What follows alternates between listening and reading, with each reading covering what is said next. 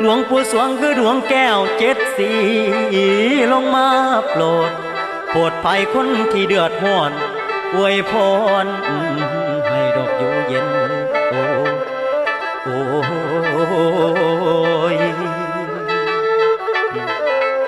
เกิดเป็นคนนี่ลาเว้นอย่าบังเบียดเด้ออิจฉาเทวดาเดินดินผู้สวงโอ้ยเพิ่นสอนไว้ลูกศิษย์เนื้อจดใต้เวียนมาสักการะพระดาบทผู้ประเสริฐเลิศล้ำจำคำเว้าโอ้โอ้โอ้โอ้โอ้โอ้บ่เล่าลืมอ้อยเตียสรูนบายตึกเทียพรหลวงปู่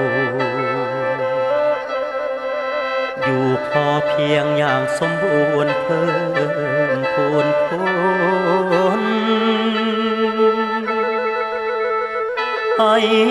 ลูกหลานผ่านพ้นทุกสุขกมลคนกล่าวขานหลวงปู่สวงเทวดาผู้เดิน